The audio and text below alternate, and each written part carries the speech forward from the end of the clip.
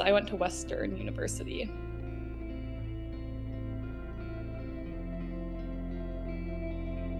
Mainly because of the program. Yeah, I took their Media Information and Technoculture program, and I liked that it was a good mix of like hands-on learning, but also there was a lot of like theoretical learning, whereas some of the other programs I looked at were all hands-on. So that's kind of what stood out to me.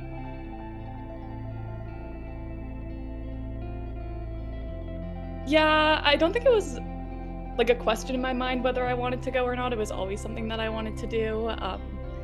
Not that I wouldn't have gone to college, but there weren't programs in college that were really calling my name, so I went for university instead.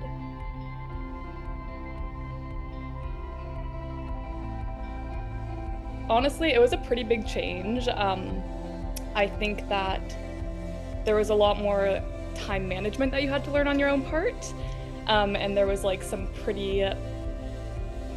the work was a lot different. So I remember my first week I was there, the teachers were telling you to look through your syllabus, and that's where all of your assignments were for the year. Whereas in high school, I feel like it's like, okay, this week we're gonna do this, next week we're gonna do that.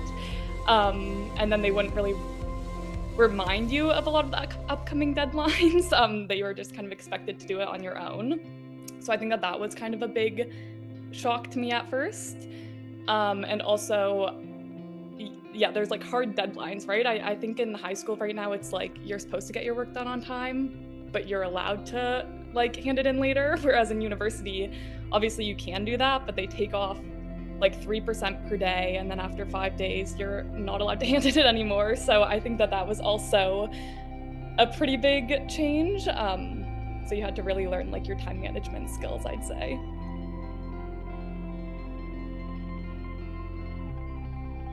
I was in the Media Information and Technoculture program, and then I also did my minor in writing studies.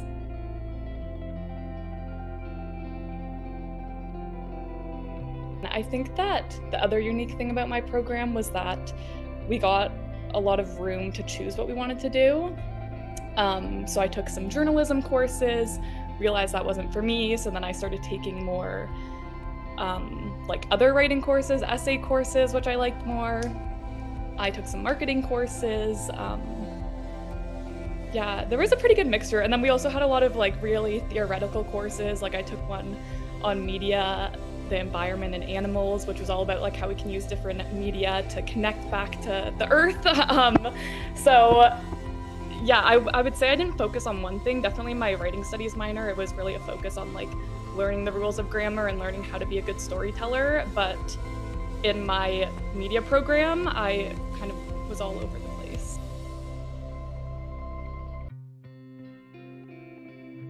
Honestly, it was a course that I took at Blue Veil. In grade 11, I took Mr. Oakham's media studies course.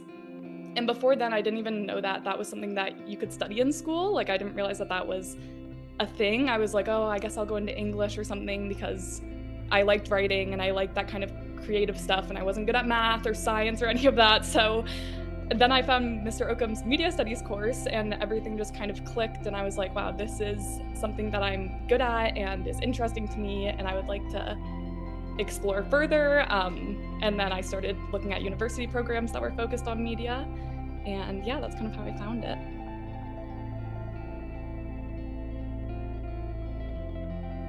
Yes, I would definitely recommend my program.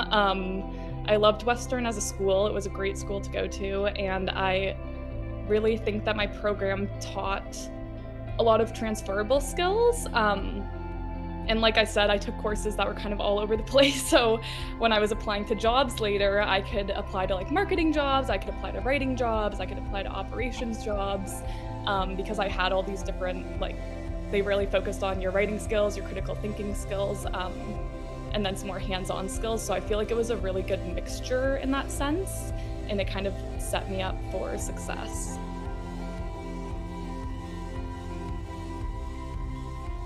I actually just recently started my first full-time job.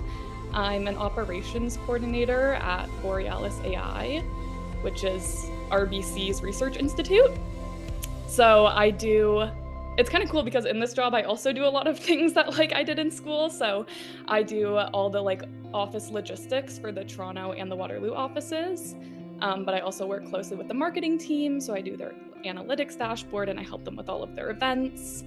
And I also do all the team building events and the conferences.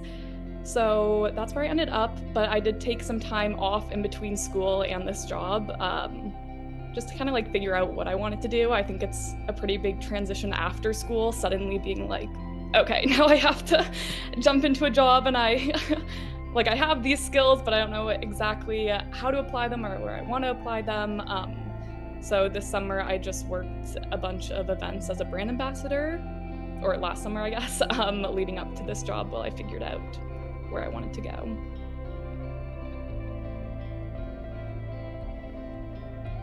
It was definitely difficult. It was, I think that it's a very, very competitive market out there right now. Every job I applied to on LinkedIn had like 600 applicants, and resumes go through normally like an AI screening process. So if you're not using the right keywords or there's something wrong, then I think you kind of automatically get rejected. And a lot of the jobs I found also were entry-level jobs, but they wanted like 2 years of experience, which obviously I didn't have. It was kind of a contradiction because it's entry-level and that's kind of how you gain the experience, but they had some high expectations, which is fair, but it was like difficult. So yeah, I definitely had to be very persistent. I'd say it's important to really build a strong cover letter, because they actually will read your cover letters, and something generic versus something kind of like voicey and fun can make you stand out. And then it's easy to tailor it for each job, I'd say, once you have like the framework down. And just apply even if it asks for like 2 years of experience or it's asking for some things that you don't necessarily have.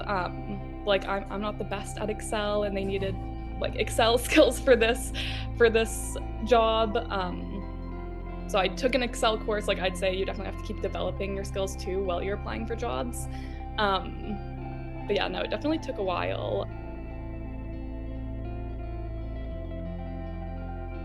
Definitely know that it's gonna be a big transition and it is a little uncomfortable at first and it takes some time to adjust to it, I would say, especially if you're living away from home for the first time and living on your own for the first time. Like, it's definitely an adjustment, but it's also very fun and it's a very good time in your life, I feel like, where you grow a lot. So just kind of be open to everything, I would say.